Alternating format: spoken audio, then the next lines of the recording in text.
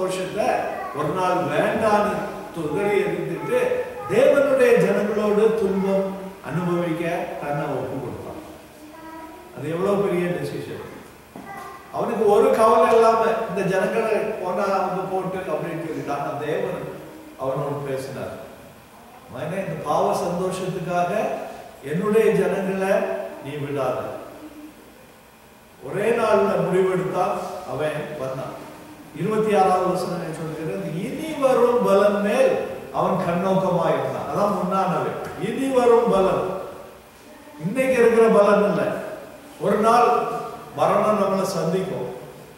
அதுக்கு பிறகு நம்ம ஒண்ணுமே செய்ய முடியாது. எது செய்தாலும் இப்ப செய்கிறது தான் நம்ம அங்க கொண்டு போவோம். இனி வரும் பலன் மேல் நோக்கமா இருந்து ஏகத்தில் உள்ள பொக்கிஷங்களிலும் கிறிஸ்துவின் நிமித்தம் வரும் நிந்தையை அவனுக்கு அதிக பாக்கியம் என்று எண்ணி தெரிந்து கொண்டான் என்று பார்க்கிறோம்.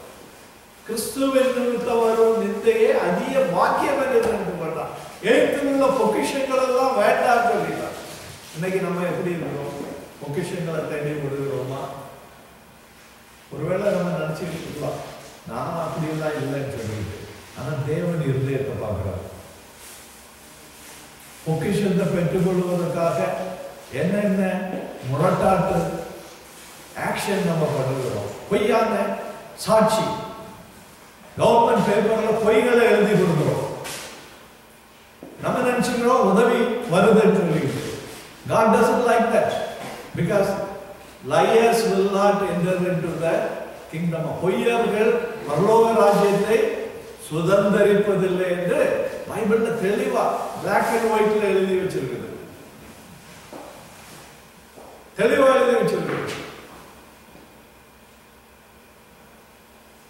பொய் சொல்லி வாங்குகிற எதையும் ஆண்டவர் அனுமதிப்பதில்லை. You don't need to do that. சத்தியத்தை சத்தியம் என்று சொல்லி நீங்க ஜீவிக்க வேண்டும் என்று ஆண்டவர் கூறுகிறார். அதனால தான் இங்க சொல்லுகிறார், இனி வரும் பலன் மேல் நோக்கமா இருந்து ஏகத்தில் உள்ள பொக்கிஷங்களிலும் கிறிஸ்துவின் நிமித்தம் வரும் நிந்தையை அதிக பாக்கியம் என்று எண்ணி மோசே ஓடினான் என்று பார்க்கிறோம்.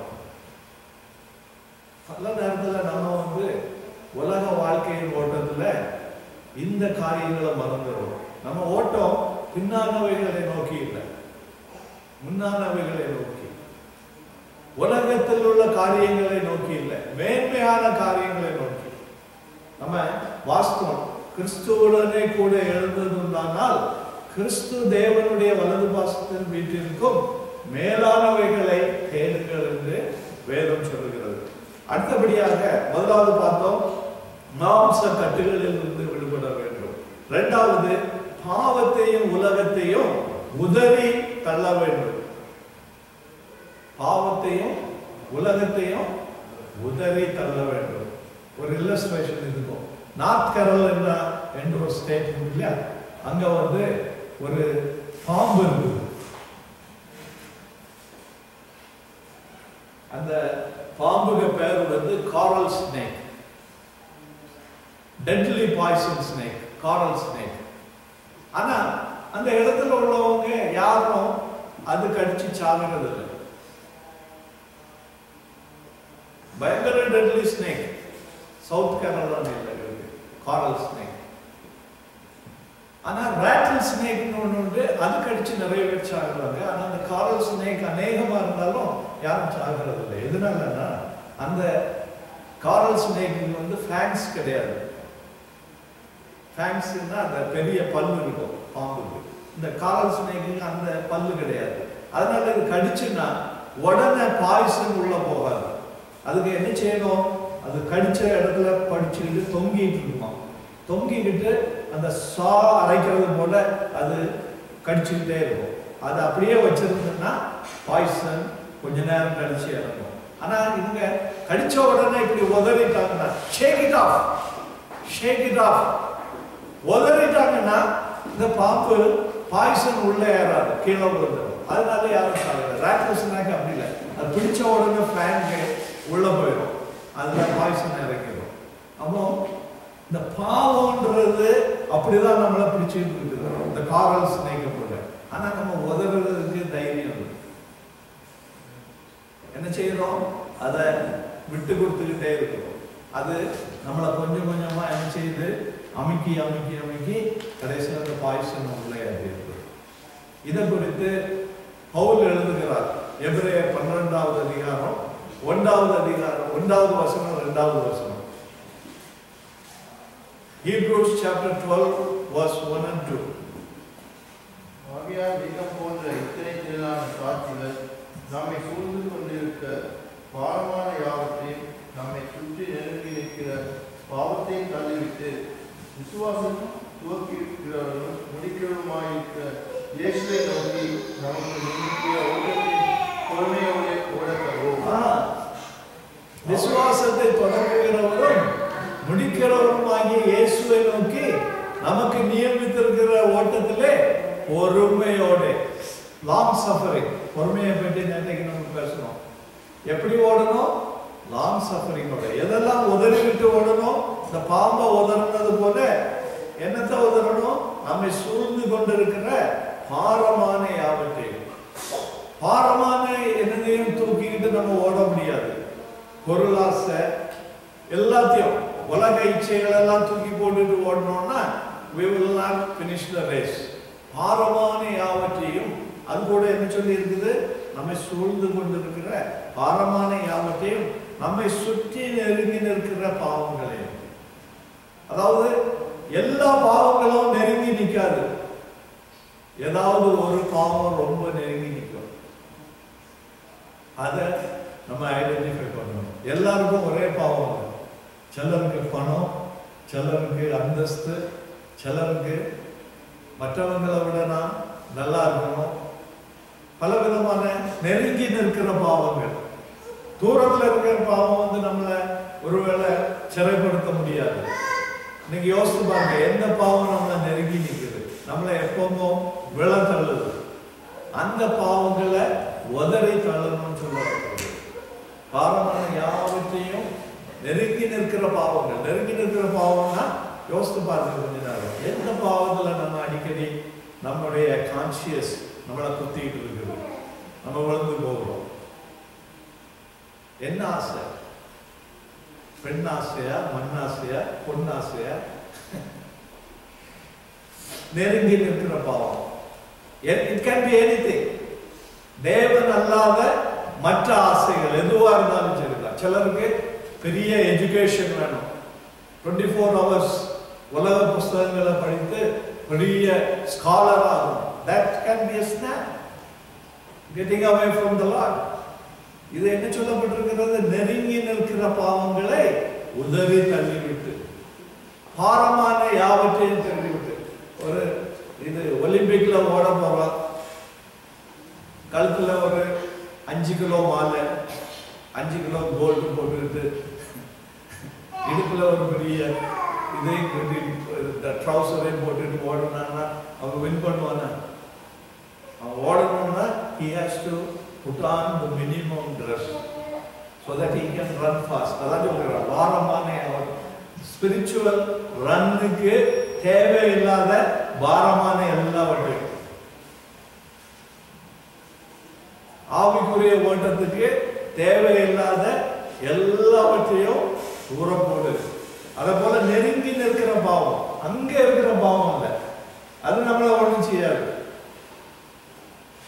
பக்கத்துல இருக்கிற நெருங்கி நிற்கிற பாவத்தை உதறணும். அந்த பாம்பு கடிச்சுனா எப்படி உதறுவாங்களோ சொன்ன இந்த பாய்சன் நாட்கள் அப்படி உதறி விட்டு ஓடுங்க. அடுத்த வசனத்தை வாசிங்க, 2வது வசனம். Hebrews chapter 2:12. அவர் நமக்கு முன் வைத்திருந்த சந்தோஷத்தின் பொருட்டு அவமானத்தை எல்லாம் எண்ணாமல் சிலுவை சாவித்து தேவனுடைய சிங்காசனத்தின் பாசத்தில் வீட்டிருக்கிறார். அல்லேலூயா. இயேசு கிறிஸ்து எதை பார்த்து சிலுவையில அவர் போனாரு? அந்த மகிமையின் தேவன் அவருக்கு சொல்லியிருந்த அவர் பார்க்கும் பொழுது ஆத்மாக்கள் ஆதாயப்படுத்தப்படுகிறத பார்த்தார். பரலோகத்தில் அவருக்காக வைத்திருந்த அந்த சாக்கியங்களை பார்த்து சிலுவையின் பாடுகளை ஒரு பொருட்டா எண்ணாதபடி தன்னை ஒப்பு கொடுத்தாருன்னு சொல்லி, அதே போலதான் நம்முடைய கிறிஸ்தவ வாழ்க்கை.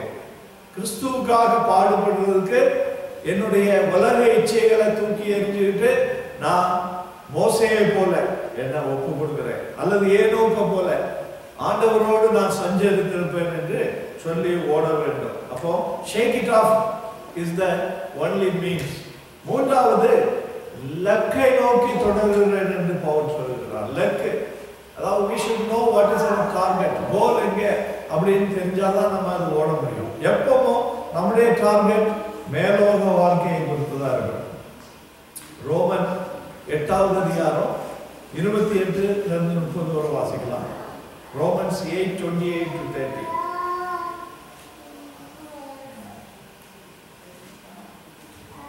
ரோமன்ஸ் 8:28-30. ரோமர் 8வது அதிகாரம் 28 முதல் 30 வரை.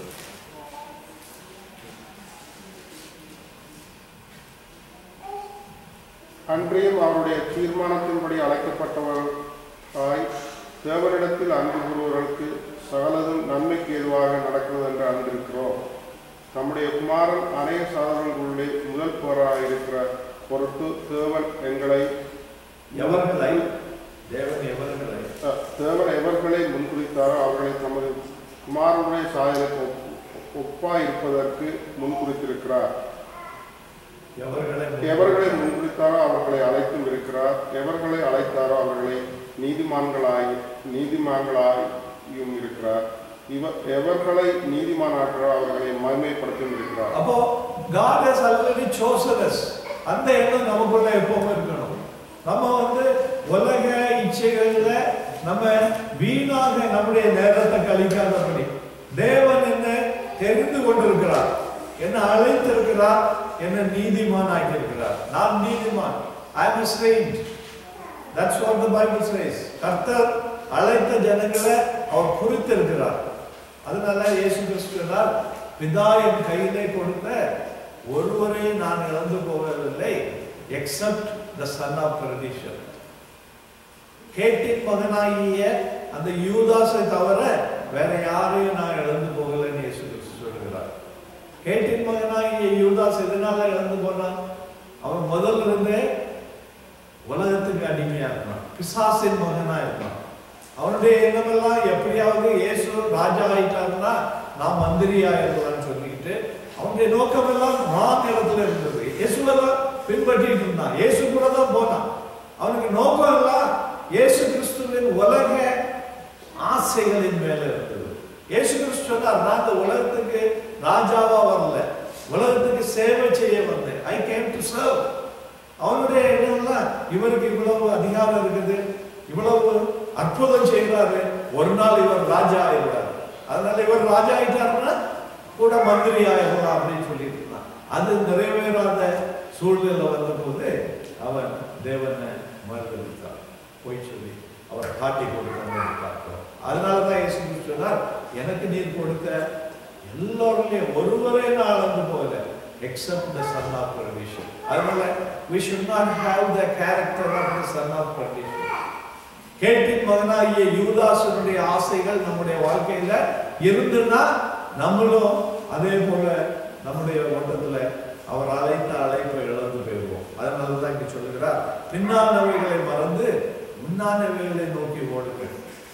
பின்னானவைகள் என்ன அவசியம் இல்லை, அவைகள் கீழானவைகள். பாவத்துல இருந்து நம்ம ஆண்டவர் தூக்கி எடுத்துட்டார். பாவ வழிகள்ல இருந்து இனிமேல் இந்த வழி வேண்டாம்னா நம்மளை தூக்கி எடுத்தார். நீ அதையும் கொண்டுட்டு வான்னு சொல்லல, பழைய மனுஷனை தூக்கி எரிஞ்சுக்கிட்டு புதிய மனுஷனை நீ தரித்துக் கொள்ள என்று சொல்லியிருக்க. அன்னைக்கு பார்த்தோம், இயேசுவை தரித்துக் கொள்ளுங்கள் என்று சொன்னா பழையவைகளை விட்டு புதியவைகளை ஏற்றுக்கொள்ளுகிறது.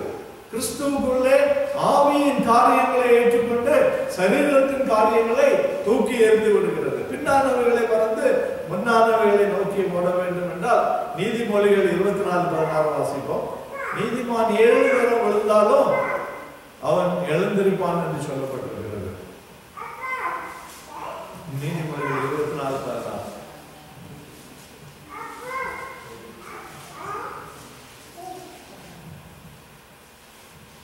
நீதிமான் 7 தரம் விழுந்தாலும் திரும்பவும் எழுந்திருப்பான், துன்மார்க்கரோ தீங்கிலே இடர்ந்து கிடப்பார்கள். துன்மார்க்கரோ தீங்கிலே இடர்ந்து கிடப்பார்கள், அவங்க எழுப்ப மாட்டாங்க. பண்ணியை பார்த்துருக்கீங்க இல்லையா? பன்னியை எவ்வளவு கழுவினாலும் அது விழுந்துன்னா அழுக்குக்குள்ள விழுந்துன்னா வெளியே வருமா? வருமா? அது விழுந்த உடனே இது ஸ்டார்ட் என்ஜாய். ஆனா ஒரு ஆடு விழுந்துன்னா வெளியே உடனே வந்துடும். அதான் இங்க சொல்லியிருக்கு, நீதிமான் 7 தடவை விழுந்தாங்க. என்ன செய்வான் நீதிமான்? நீதிமான் என்ன செய்வான்? தெரியாம பாவம் செய்துட்டான்னா உடனே போய் ஆண்டவர்கிட்ட மன்னிப்பு கேட்பான். அங்க கிடக்க மாட்டான் பாவத்துக்குள்ள. இன்னும் பாவம் நல்லா இருக்குன்னு சொல்லி கிடக்க மாட்டான். அவன் உடனே இருதயத்துல குத்தப்படும். பாவம் தவறுல போயிட்டேன்னா உடனே வந்து ஆண்டவரே என்ன மன்னியும். அதனாலதான் 1 யோவான் 1:9 சொல்லப்பட்டிருக்கிறது, உன்னுடைய பாவத்தை நீ அறிக்கை செய்தீங்கன்னா உன்னை மன்னிக்கிறதுக்கு அவர் உண்மை உடையவர். 1 யோவான் 1:9 வாசிங்க. அதனால பன்னியை போல பாவத்துல விழுந்து கிடக்காதபடி, இருதயம் குத்தப்படாதபடி உடனே ஆண்டவர்கிட்ட வந்து, ஆண்டவரே இந்த எண்ணம் எனக்கு வந்தது தப்பு, ஆண்டவரே மன்னி. இந்த நோக்கம் எனக்குள்ள வந்தது தப்பு, ஆண்டவரே என்ன மன்னியும்னு உடனே சரிப்படுத்திக்கணும். நம்ம விழுந்து கிடக்க கூடாது. செய்ய துணிந்த காரியங்களை செய்து முடிக்க கூடாது. எப்போ உணர்வு வந்ததோ உடனே ஆண்டவர்கிட்ட வந்து மன்னிப்பு கேட்டு அங்கேயே ஸ்டாப் பண்ணிடும். நம்முடைய பாவங்களை நாம் அறிக்கையிடாத வரைக்கும் மன்னிப்பு இல்லை. பாவத்தை அறிக்கையிடணும்னா பாவத்தை செய்துகிட்டே அறிக்கையிட முடியுமா? ஒரு காரியத்தை செய்துகிட்டே ஆண்டவரே என்ன மன்னியும்னு சொல்ல முடியுமா? முடியாது. முதலாவது என்ன செய்யணும்? பாவம் உணர்ந்து அறிக்கையிட்டால் பாவங்களை நமக்கு மன்னித்து எல்லா அநியாயத்தையும் நீக்கி நம்மை சுத்திகரிப்பதற்கு அவர் உண்மையும் நீதியும் உள்ளவராயிருக்கிறார். அவர் உண்மையும் நீதியும் உள்ளவராயிருக்கிறார். எப்போ நம்ம அறிக்கை செய்யலாம், நம்முடைய பாவங்கள் நம்ம அறிக்கை செய்யலாம். அதனால விழுந்தா, நீதிமான் விழுந்தா 7 தடவை விழுந்தாலும் அவன் எழும்பிடுவான். அதை போல எழும்பிடணும். எண்ணங்கள், பாவத்தின் எண்ணங்கள் வந்துன்னா உடனே ஆண்டவர்கிட்ட போய் மன்னிப்பு கேட்டுறணும். இங்க என்ன சொல்லி இருக்குது? துன்மார்க்கரோ தீங்கிலே இடர்ந்து கிடப்பாங்க. துன்மார்க்கர் வெளியே வரமாட்டாங்க. ஒரு காரியத்தை தவறா செய்து முடிவு பண்ணிட்டாங்கன்னா அதை செய்து முடிக்கிறது வர போவாங்க. ஆனா தேவனுடைய பிள்ளைகள் ஒருவேளை எண்ணங்கள் வந்தா கூட அந்த எண்ணங்கள் சரியாக தெரிஞ்ச உடனே தேவனிடம் மன்னிப்பு கேட்டு உடனே வெளியே வந்துருவாங்க. ஹல்லேலூயா. கடைசியா எபிரேயர் 8:12 வாசிக்கலாம்.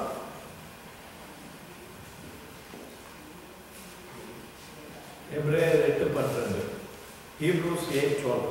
ஏனெனில் நான் அவர்களை அநியாயங்களை சிறுபியாய் மன்னித்து அவர்கள் பாவங்களையும் அக்கிரமங்களையும்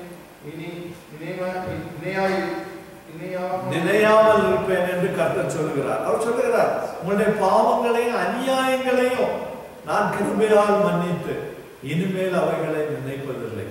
அப்போ அவர் நினைக்காம இருக்கும் பொழுது திரும்ப திரும்ப நம்ம போய் அவைகளை செய்யாதபடி பின்னானவைகளை மறந்து முன்னானவைகளை நோக்கி ஓட நம்மை நாமே ஒப்பு கொடுப்போம்.